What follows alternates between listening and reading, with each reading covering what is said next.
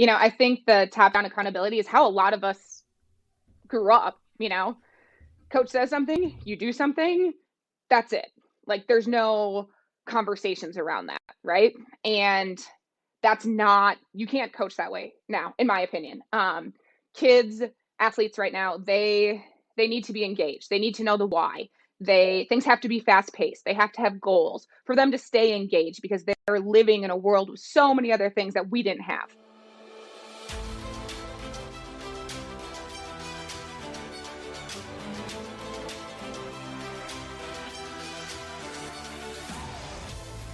Welcome to the Cutting Edge Coaching Podcast, where we believe coaches are some of the most important teachers and leaders in the world, and they deserve to be supported. I'm your host, Luke Gromer, and every week we're bringing you conversations with coaches, experts, and leaders from across sports that will help you get better at teaching and leading so that you can develop high-performing teams and high-character people. Coaches, I'm excited to welcome Coach Lorelle Hoyer to the podcast. She's the head women's volleyball coach at Indiana University of Pennsylvania, or IUP. She has over a decade of experience coaching volleyball at the youth levels all the way through the Division I level. In part one of our conversation, we talk about using sport as a vehicle to develop leaders and practical examples of how she's done it, horizontal versus vertical accountability, and coaching this generation of athlete. If you enjoy this episode and want to grab a copy of the free podcast notes, just go to cuttingedgecoach.com/podcast or click the link in the show details to get a free PDF of notes from this episode or any episode. And coaches, I'm really excited to announce the first annual Cutting Edge Coaching Summer Coaching Series. The SCS includes 10 weekly coaching Zooms plus 2 bonus sessions with coaches and experts from across sports that are going to help you grow as a coach by giving you practical ideas that you can apply in your coaching regardless of sport. The Summer Coaching Series begins June 1st and will consist of weekly coaching Zooms every Wednesday at 12 p.m. Central Time through the first week of August. When you sign up for the SCS, you'll get access to the live presentations, the video replays, a private podcast feed with audio-only replays that you can listen to right from your phone, and detailed coaching notes on each session. We've got an incredible lineup of guests, including Brett Burchard, former NBA coach and current mindset coach, Dr. Alex Auerbach, Director of Wellness and Development for the Toronto Raptors, Dr. Ron Sayers Jr., Associate Head Baseball Coach at Salisbury University, the defending 2 national champions, Dr. Julie McCleary of the University of Washington and the Ambitious Coaching Research, and more. You can check out all the speakers and their topics at summercoachingseries.com. The early bird price is $127, which runs through May 9th, and then the price goes up to $147.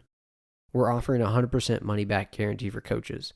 If you're not satisfied with the value of the SCS within the first 2 weeks, you can ask for a refund and we'll refund you, no questions asked.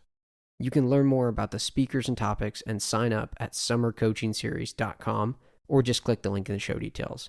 It's going to be awesome. And if you're not sure if the Summer Coaching Series would be right for you, I'm giving away free access to a previous coaching Zoom I held with Doug Lemov. If you'd like to get access to that, go to that same URL, summercoachingseries.com. You can learn more, sign up, and get access to that free coaching Zoom at summercoachingseries.com. Now to my conversation with Coach Hoyer. Enjoy the episode.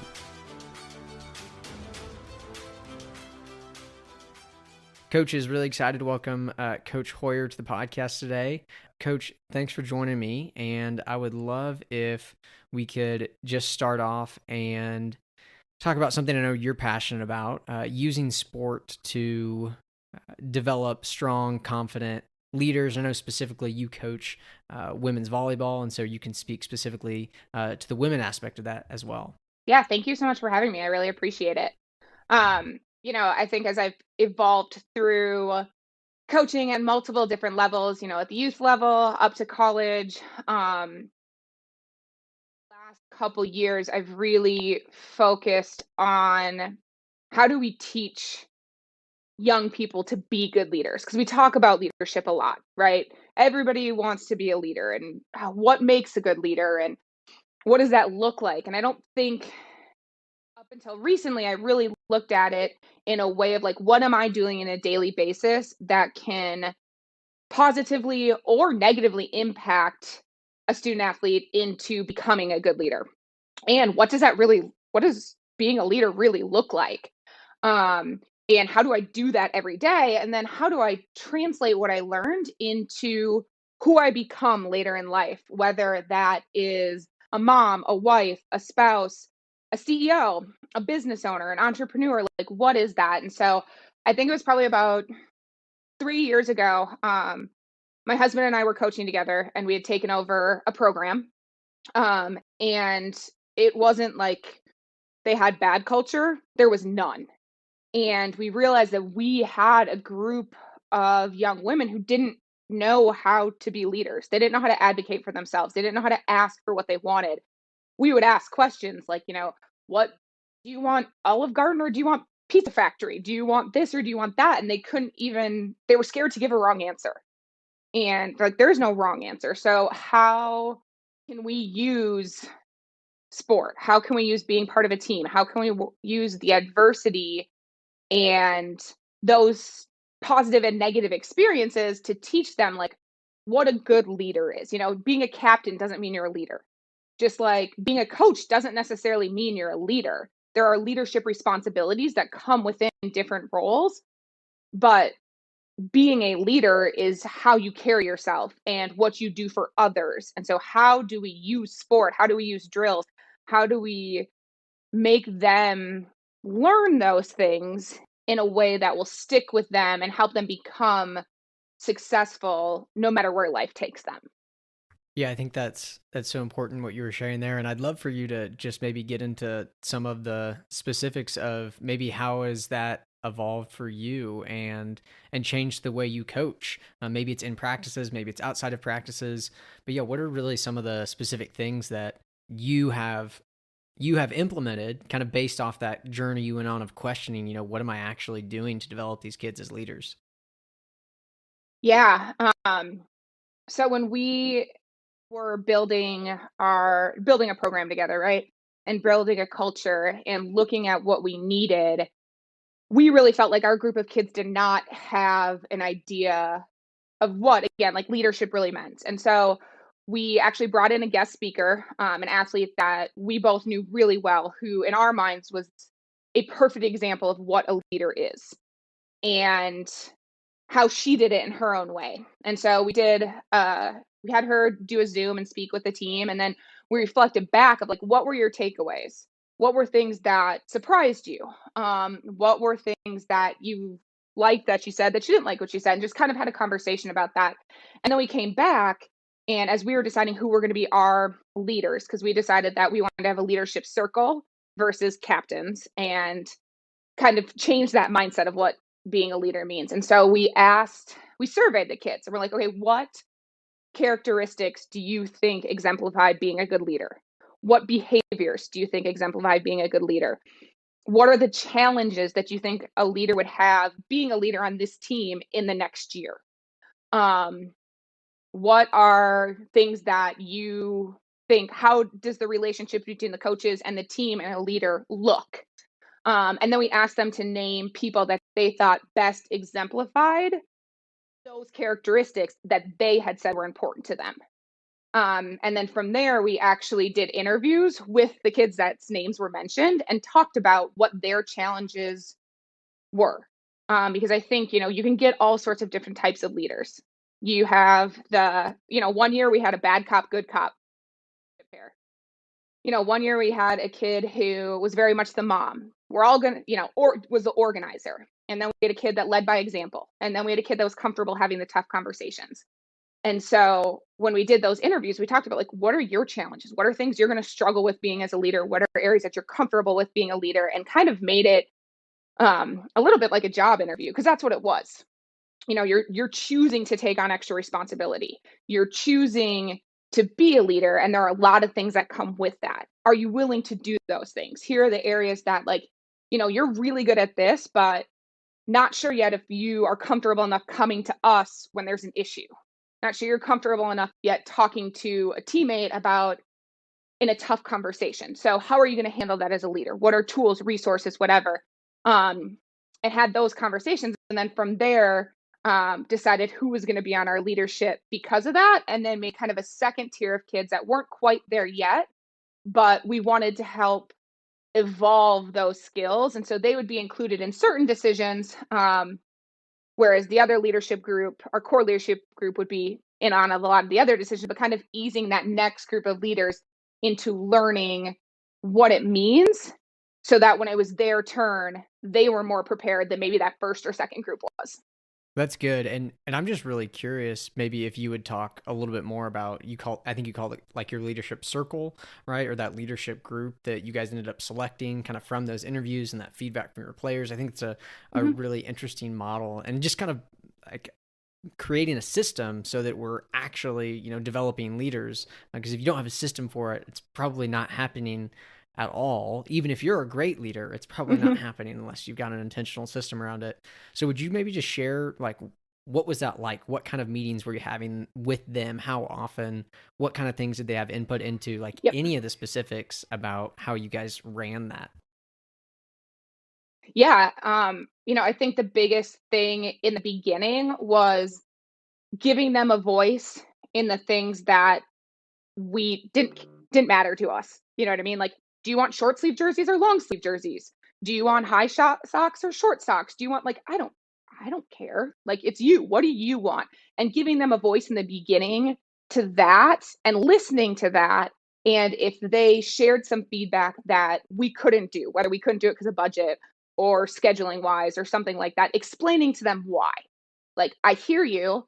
I respect what you're saying. Unfortunately, because of X, Y, and Z factors, we can't do that. And so we started off really slow in that, with things like that. But then we'd also, you know, we'd meet with them every week, and mostly in informal settings. I think sometimes as coaches, we forget that no matter how great our relationship is with our kids, asking them to come to the office sometimes is like being asked to come to the principal's office. And even if there's never anything wrong, they're the greatest kid, they've never gotten in trouble, there's still a sense of fear into that, when asked to come. And so we would meet anywhere but the office, to be honest. Sometimes it was in the gym, sometimes it was a different place on campus, sometimes there's a coffee shop. It was like, you guys tell us where, you tell us what works with you, we will work around that. And so it'd be a balance between, you know, those logistical things, as well as like, okay, where are we at right now as a team? What is our heartbeat? How sore are we? How, you know, I'm starting to see this. Are you guys seeing that same thing? What are things that we're not seeing that you think we should be aware of? Do you want to handle that? Do you want us to handle that? Do you need feedback on how to handle that? Validating some of their concerns while also giving them the tools and resources to navigate it on their own, and allowing them to be a little bit uncomfortable and letting them know that it's okay to be uncomfortable, and here's how you handle being uncomfortable. Or you're not comfortable having this conversation, would you be more comfortable if somebody else was there to help you have that conversation?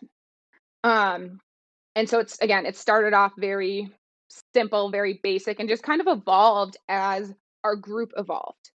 And fortunately and unfortunately, through that evolution, we kind of removed someone from leadership, because although from the beginning and through the interviews, everything was great, and when we got back together, they weren't holding up their end of the bargain to their teammates, to us. And it was just like, you know, this didn't work out. And that was also a big learning lesson for us as well as for the kids. Like, what would we have done differently? Or what could we have done differently? Or what did we not see early on that would have changed how we did this? Or maybe this person just needed to go through this process for us all to realize that, like, this wasn't really a good fit for them in this role. Yeah, that's really interesting. And yeah, I mean, if you're going to encourage and help them have some hard conversations, sometimes that means you've got to have some hard conversations too. I'm curious too, how many athletes were on this leadership group that you guys had? We had 4. Okay, 4. Is that typically year. what you do, or does it fluctuate year to year? I think it fluctuates. The year before we had 2, and it was a little bit, we didn't do the same process. That year was a little bit more of like open conversations with the team, kind of let them vote, not as much of just like vote for captains. We had conversations about leadership, who would be good, who would not be good, kind of balanced a sort of their pick versus our pick thing the year before. And that's where we ended up with sort of the good cop, bad cop kind of situation. So we knew that we wanted more than 2 people. We knew we didn't want it to be a huge group, but we wanted one that kind of had a little bit of everything, and had a pulse on the team in different ways. And we felt that that was super important. And so, it's one of the things that I think it evolves for your team in wherever you are and what they need, because you're never going to have the same group of kids, or you're rarely, at least in the college level, going to have the same group of kids every year. And so those kids and that program, you're going to have different, you may have 20 kids one year, 15 kids another year, but you're going to have a group of kids that might need one type of leader one year and a different type the next year, just based on where they are in who they are as athletes. And you have a young team versus an older team, more returners, you've got a bunch of transfers. Like, what does that look like for each year? Yeah, I think that's a great point too. Not only with something like a leadership group, but just, considering your cultures, that it's dynamic and it changes from year to year. And you have to keep that at the forefront of your mind. What hits with one group may not hit with the next group, and being willing to be flexible and responsive to that, I think, is important.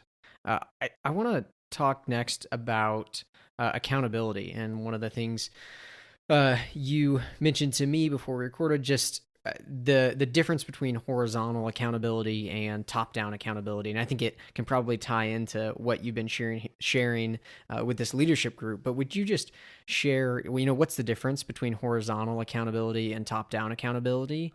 And what should coaches be thinking about with those? Yeah, I think the top-down accountability is how a lot of us grew up. Coach says something, you do something, that's it. Like, there's no conversations around that, right? And that's not, you can't coach that way now, in my opinion. Kids, athletes right now, they need to be engaged. They need to know the why.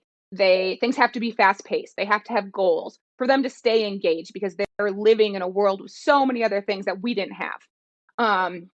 And so from that standpoint, you just do this because I said you do this, I'm going to decide what the punishment is. I'm going to decide how we do all these things because I'm in charge, doesn't get the most out of your athletes.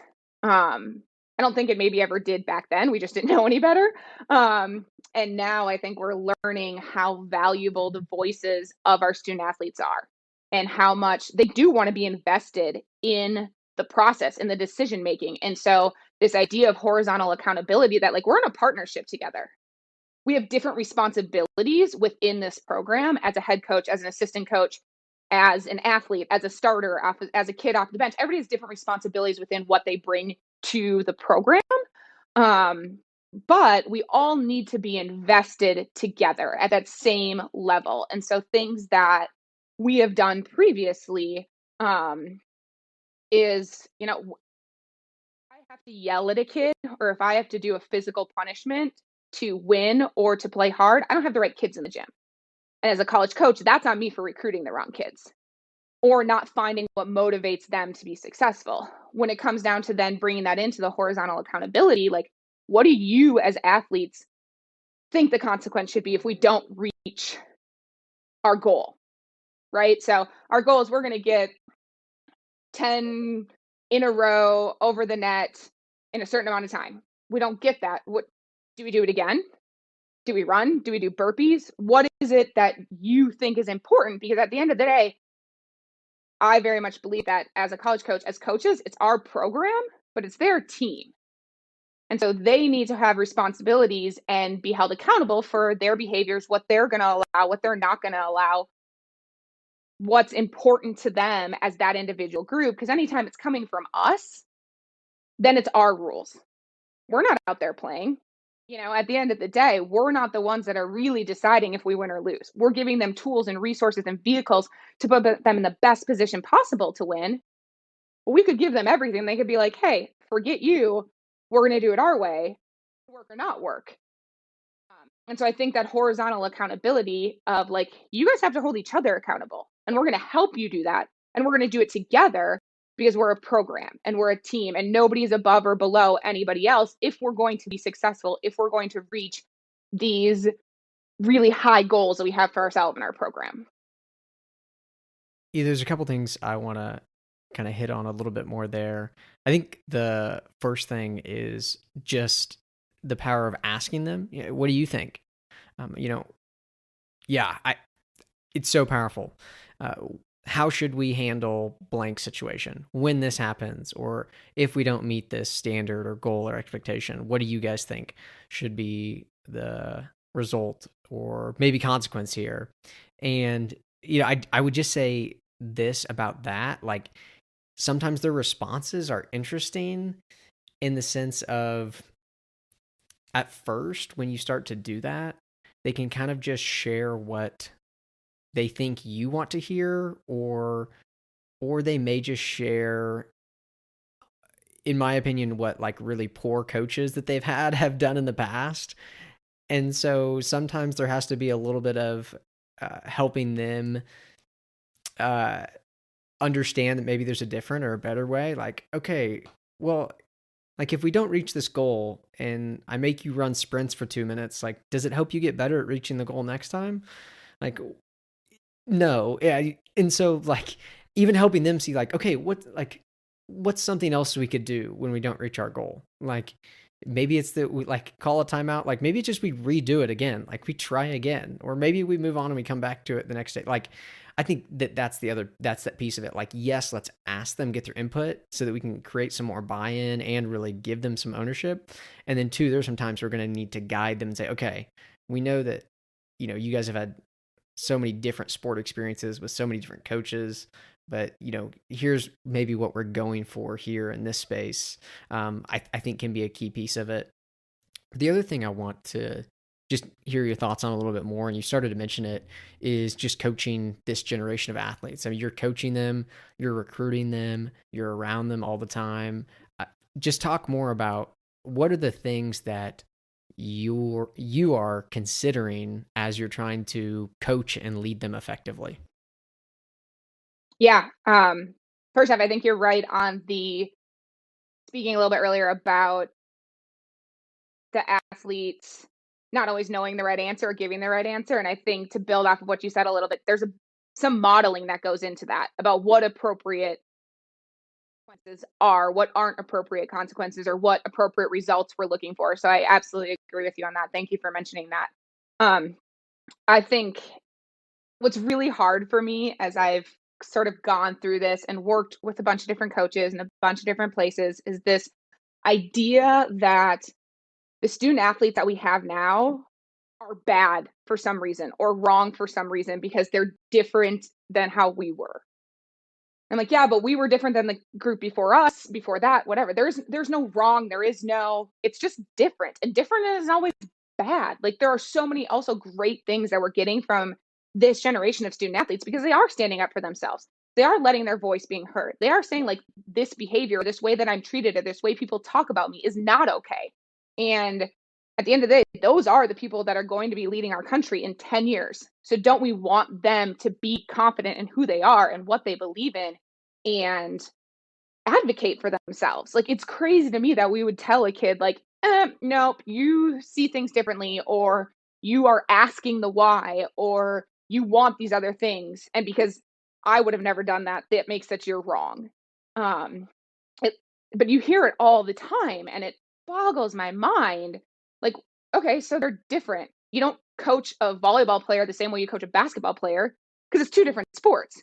Why would we athletes now the same way we did 10 years ago when sports and athletes are both evolving at a fast rate, right? And so things that I have found as I've evolved through my coaching, is we talked a little bit about it, like athletes want to know why.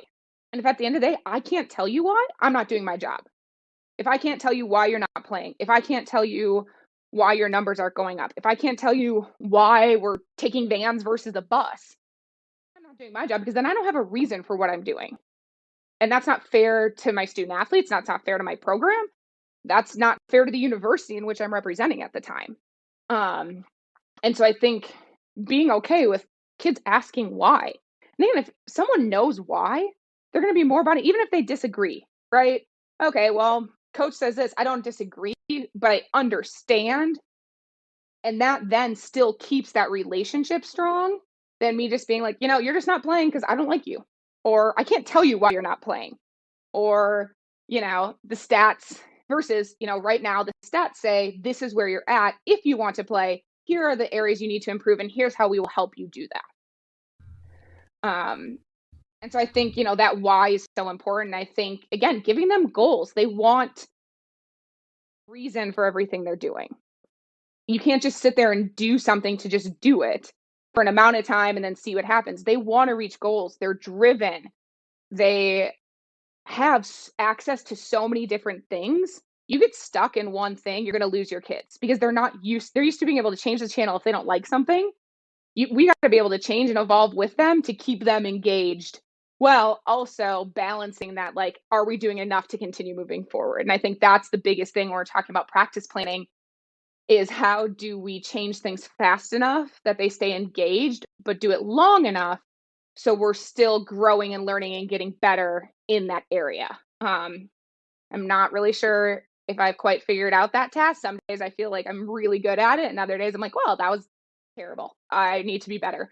But just things that I think ever get right. You know what I mean? Like, nobody ever goes like, yes, I did everything right this season. And I think that balance in practice with how fast kids want information these days is one of those things that's just always going to be a challenge. Yeah, there's a couple things I want to highlight in what you just said, and then I want to talk a little bit more about practice planning and practice design, mainly selfishly because it's just one of the things that I'm fascinated with. But the first thing is, you talked about just too often the view from coaches or an older generation is a negative view of the younger generation.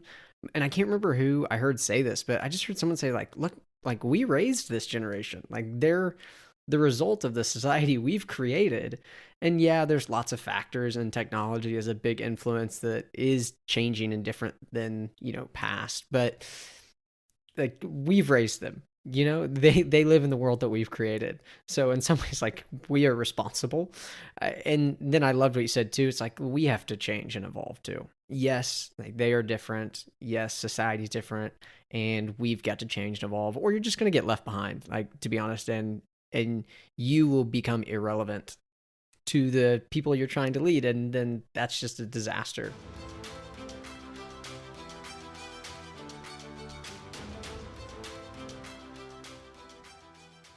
Coaches, thanks for listening to this episode. I'll be back next week with the part 2 of this conversation. And as always, if you enjoyed the episode and you want to grab a copy of the podcast notes, go to cuttingedgecoach.com/podcast. I've got 2 main takeaways from this episode. First is the leadership circles that Coach Hoyer discussed. I love this because they actually have an intentional plan to develop leaders and give them a voice in the program. You might not do leadership circles or do them the exact same way that Coach Hoyer discussed, but you do need an intentional plan to develop leaders, or it just won't happen. So what's your plan? How will you give your athletes real opportunities to grow as leaders? And the second is embrace horizontal accountability. Coach Hoyer talked about it, and I agree with her. You won't get the most out of your athletes if it's just top-down accountability. We want to create an environment where we all hold one another accountable to the identity and aspirations we've agreed upon together. We want everyone to embrace the mindset and message Coach Hoyer mentioned. Quote, we're in a partnership together. We all have different responsibilities, but we all need to be invested together. If our teams had that mindset, I think we'd all be better for it. And hey, don't forget to go to summercoachingseries.com to learn more or sign up for our 10 weekly coaching Zooms that are going to be filled with practical ideas for you this summer. You can learn more or sign up at summercoachingseries.com. Thanks for listening to the podcast.